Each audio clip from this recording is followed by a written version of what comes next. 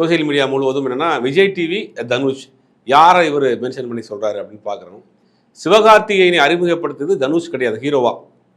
சிவகார்த்திகேயனை தனுஷ் வந்து ஒரு காமெடி நடிகராக ஒரு சப்போர்ட்டிங் ஆர்டிஸ்டாக தான் அறிமுகப்படுத்தினார். அதனால் யாரையும் உருவாக்கிட முடியாது, யாரையும் அழிச்சிட முடியாது. அது குறிப்பாக சினிமாவில் காமிக்கிறாங்க. தனுஷ் மேலே சொல்லப்படுறாங்க. ஆனால் தனுஷ் எந்த இடத்துலையுமே நான் தான் சிவகார்த்திகேயனை உருவாக்குனேன்னு எங்கேயுமே சொன்னதில்லை. அதுதான் பெரிய காமெடி.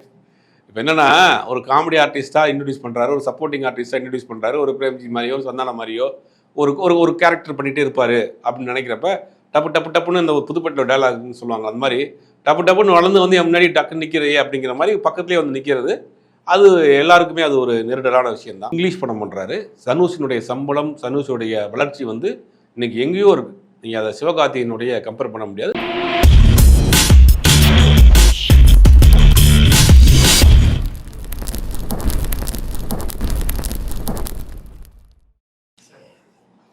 இப்போ வந்து சிவகார்த்திகேயன் பேசின விஷயம் வந்து இப்போ ஒரு பேசும் பொருளா ஆச்சு. இதுக்கு முன்னாடி சிவகார்த்திகேயன் நம்ம பேசி பார்த்ததே இல்லை.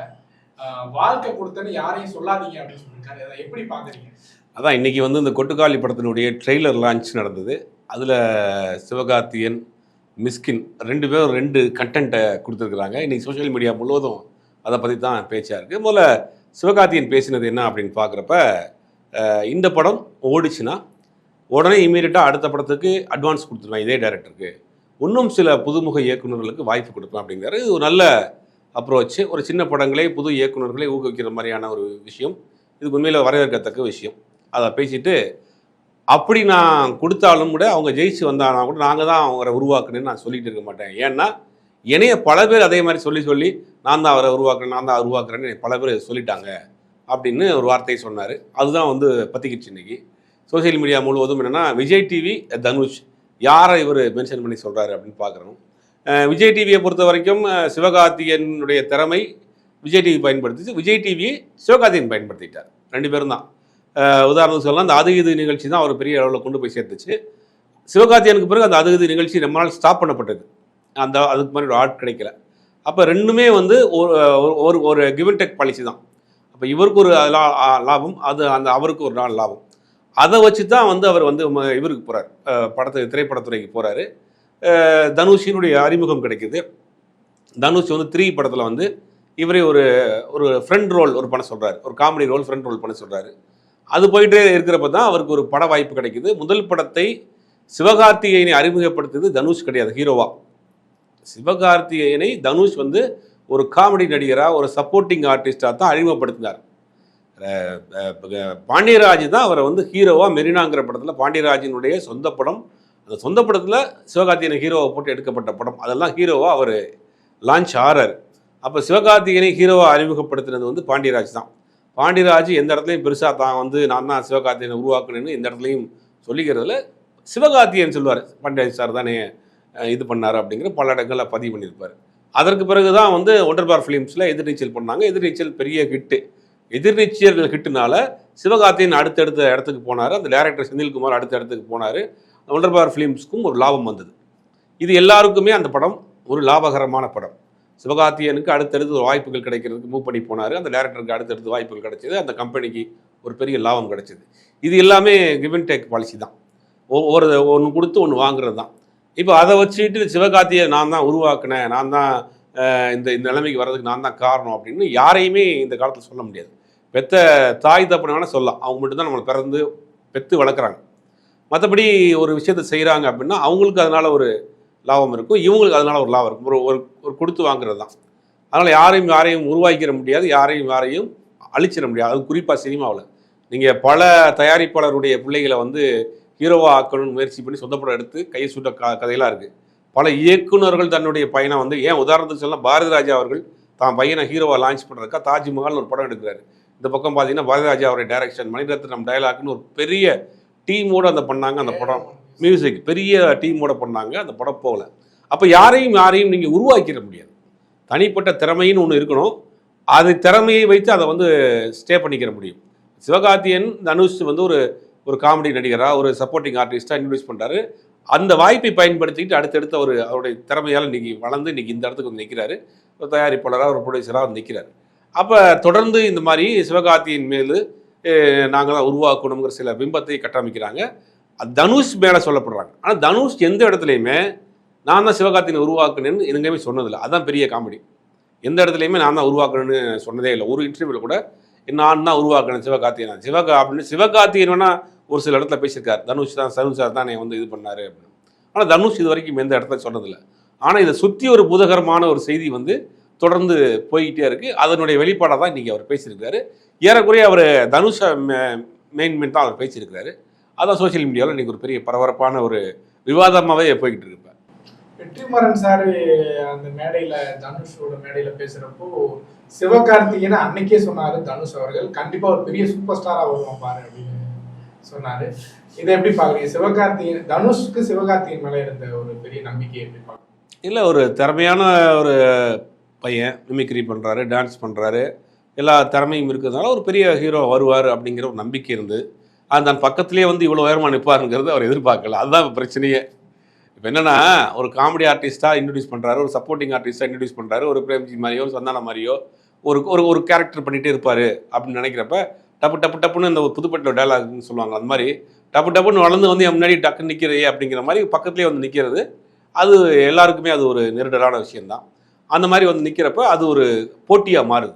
நட்பு போட்டியாக மாறி 2 பேரும் பண்ணுறது. அதை தொடர்ந்து சிவகார்த்திகேயன் பண்ண சில தவறு என்னென்னா, தொடர்ந்து தனுஷ் என்ன பண்ணுறாரோ அதை அப்படி திருப்பி பண்ணுவார், ஃபாலோ பண்ணுவார். தனுஷனோட உயரத்தை நோக்கி நம்ம போகிறோங்கிறது அது ஒரு நல்ல விஷயம். ஒரு வெற்றி பெற்றவர்களை நோக்கி நம்ம ஃபாலோ பண்ணி போகிறோங்கிறது நல்ல விஷயம். அதை அப்படி நம்ம திருப்பி பண்ணக்கூடாது. சிவகார்த்திகேயன் என்ன பண்ணுவார்னா, ஒரு பாட்டு எழுதினார்னா இவர் ஒரு பாட்டு எழுதுவார், இவர் ஒரு பாட்டு பாடினார்னா இவர் ஒரு பாட்டு பாடுவார். இப்போ டைரக்ஷன் மட்டும்தான் பெண்டிங்கு. அது டைரக்ஷனே மிக விரைவில் பண்ண போகிறாங்கிற மாதிரியான ஒரு செய்தியும் வந்துகிட்டு இருக்குது. அப்போ இது அவங்களுக்குள்ள ஒரு சின்ன ஒரு கோல்டு வார் மாதிரி ஒரு பிரச்சனை அப்படியே போய்கிட்டே இருக்குது. அது வெளிப்பாடாக தான் இன்றைக்கி இந்த மாதிரியான விஷயங்கள்லாம் வருது. பரவாயில்ல, நடிகர்கள் மேடையில பேசுறதெல்லாம் ஒரு சில கான்ட்ரவர்சியாவே போகுது. லாஸ்ட் மேடையில தனுஷ் பேசுறப்போ நானா போயஸ் கார்டன்ல வீடு வாங்க கூடாதா, அதுல மீன் என்ன சொன்னாங்கன்னா என்னையா தனுஷ் சிம்பு மாதிரி பேசிட்டு இருக்காரு அப்படிங்கிற மாதிரி. இதெல்லாம் பாக்குறப்போ உங்களுக்கு என்ன தோணும்? இல்லை, சிம்பு இப்போ ரொம்ப மெச்சூர்டாக பேசுகிறார். சிம்பு இன்னைக்கு ஒரு ஜென் மாதிரி பேசிகிட்டு இருக்காரு. பல இடங்களில் ரொம்ப தெளிவாக, ரொம்ப லிமிட்டாக, ரொம்ப அளவாக பேசிகிட்டு இருக்காரு. ஆனால் இப்போ பழைய சீனியர் ஆர்டிஸ்ட்லாம் சில பேர் அவங்க மேடை கிடைச்சவொடனே அவங்க பேசுகிற பேச்செல்லாம் இதே மேடையில் மிஸ்கின் இந்த படம் ஓடுறதுக்காக நான் நியூடாக கூட நிற்பேன் அப்படிங்கிறாரு. தூக்கி வாரி படிச்சு இவர் நியூடாக நின்று யார் பார்க்க போகிறா என்ன? பார்த்திபன் ஏதோ ஒரு இன்டர்வியூவில் சொன்னார், இந்த மாதிரி ஹெச் வினோத் என்னுடைய அசிஸ்டண்ட் தான், விஜய் வச்சு படம் பண்ணுறான், அவனை தலானியை வச்சு அமுக்கி கொண்டுட்டு நான் அந்த படத்தை நான் வாங்க போகிறேன். விளையாட்டாக சொல்கிறோம் அப்படிங்கிற பேரில், ஒரு காமெடியாக சொல்கிறோங்கிற பேரில் அபத்தமாக ஒரு விஷயத்தை அவங்க சொல்கிறாங்க. இப்போ இந்த விஷயத்தை ஏன் பயன்படுத்தணும்னு எனக்கு தெரியல. ஓவராலாக பார்க்குறப்ப சிவகார்த்திகேயன் பேசினதும் சரி, மிஸ்கின் பேசினதும் சரி, இந்த படத்துக்கான ப்ரொமோஷனை இவங்க ஸ்டார்ட் பண்ணிட்டாங்கன்றதான் தெரியுது. இப்போ ஆடியோ லான்ச்னாலே கண்டென்ட், இந்த கூல் சீரிஸை கூப்பிட்டு கண்டென்ட் கொடுப்பாங்க. இப்போ எல்லாம் கண்டென்ட்டை அந்த ஹீரோவே கொடுக்க ஆரம்பிச்சிட்டாங்க போல். இப்போ ஒட்டுமொத்தமாக ஆடியோ லான்ச்சுனா வெறும் ஆடியோ லான்ச்சு மட்டும் நடந்து போயிருந்துச்சு இன்றைக்கி இவ்வளோ தூரம் விவாதமாக இருக்காது. இப்போ ஒரு ஆடியோ லான்ச்சில் ஒரு கண்டென்ட் கொடுக்கணும் அப்படிங்கிறத இவங்க பிளான் பண்ணி பண்ணுறாங்களோங்கிற மாதிரி தான் ஒரு சந்தேகம் வருது. ஆடியோ லான்ச்சுக்கு வரக்கூடிய கெஸ்ட்டுக்கு பணம், ஆடியோ லான்ச்சுக்கு கண்டென்ட் கொடுக்குறதுக்கு அதுக்கு தனி பணங்கிற மாதிரி போயிட்டு இருக்கு. இப்போ ஆடியோ லான்ச்சு ஒரு ப்ரொமோஷன் ஸ்டார்ட் அப்படிங்கிற மாதிரி பார்க்குறது, அதில் நடிகர்கள், டைரக்டர் இந்த மாதிரி ஆட்களும் கண்டென்ட்டை கொடுத்துட்றாங்க. இப்போ சிவகார்த்திகேயன் பேசினதும் ரெண்டுமே ஒரு கண்டென்ட்டாக, ப்ரொமோஷன் கண்டென்ட்டாக தான் நான் பார்க்குறேன். சிவகார்த்திகேயனுக்கும் தனுஷுக்கும் ஒரு பிளவு இருக்குதா சார்? பிளவு அப்படின்னா ஒரு சின்ன பிளவு இருக்குது, அது உண்மை தான். ஆனால் இருந்தாலும் அவங்க வேற ஒரு ட்ராக்கில் போயிட்டுருக்காங்க. நீ 2 பேருமே பிஸியான நடிகராக இருக்கிறாங்க. உட்காந்துட்டு சோசியல் மீடியாவில் இருக்கவங்க தான் சில இதை அதை பற்றி தப்பாக சண்டை போட்டுருக்காங்க. ஒரு சின்ன ஒரு பிளவு இல்லை. அனிருத் தனுஷ் பிரிவுக்கு காரணம் சிவகார்த்திகேயனா அப்படிங்கிறத கேள்வியை காட்டிலும் அவங்க குடும்ப ரீதியான உறவினர்கள் இல்லையா? அப்போ அந்த குடும்பத்துக்குள்ளே இவங்களுக்கு ஒரு பிரச்சனை இருக்குது. ஐஸ்வர்யா தனுஷ் பிரச்சனையே ஒரு பிரச்சனையே போயிட்டுருக்கப்ப அதுவும் கூட ஒரு காரணமாக இருக்கலாம். ஒரு ஃபேமிலிக்குள்ளே ஒரு பிரச்சனை வருது, 2 பேரும் ஃப்ரெண்டு கிடையாது, ஒரு ஃபேமிலிக்குள்ளே நடக்கக்கூடிய விஷயம். அப்படிங்கும்போது தேவையில்லாமல் எதுக்கு அப்படிங்கிற மாதிரியான ஒரு விஷயம் நடந்திருக்கிறதுக்கு வாய்ப்பு இருக்குது. அது சிவகார்த்திகேயன் அந்த பக்கம் அந்த டீம் கரெக்டாக செட் ஆயிடுச்சு அவருக்கு. அது அப்படியே அங்கேயே இருந்துட்டார், இவர் அங்கேருந்து பிரிஞ்சிட்டார், அவ்வளோதான். ஓகே சார், இப்போ ஓவராலாக கொட்டுக்காளி எப்படி இருக்குன்னு நினைக்கிறீங்க? இல்லை, கொட்டுக்காளி ட்ரெய்லர் பார்த்துருப்போம், எல்லாரும் பார்த்துருப்பாங்க. ரொம்ப ஒரு புதுசாக இருக்குது. ஒரு கிராமத்தில் ஒரு ஆட்டோவில் போய் ஒரு கேமரா வச்சு ஒரு படம் எடுத்தால் எப்படி இருக்கும் அந்த மாதிரி ரொம்ப லைவாக இருக்குது. இன்றைக்குள்ள கிராமங்கள் காமிச்சு ரொம்ப நாள் ஆச்சு. இன்றைக்குள்ள கிராமத்தை யாரும் காமிக்கலை. கிராமத்துக்குள் நடக்கக்கூடிய சில தெரியாத பக்கங்கள்லாம் இருக்குது. அதையே அந்த படத்தில் நோட்டீஸ் பண்ணியிருக்காங்க. அது பார்க்குறப்ப புதுசாக இருக்குது.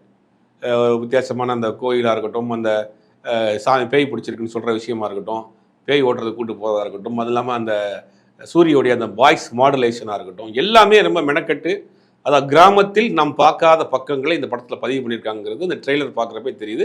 ட்ரெய்லர் ஒரு புதுசாக இருக்குது, புது அட்டம்ப்டாக இருக்குது. ரெண்டாவது ஒரு விஷயம், இந்த படத்துக்கு மியூசிக் டைரக்டர் கிடையாது, இந்த படத்துக்கு டப்பிங் கிடையாது, எல்லாமே லைவ் சவுண்டு.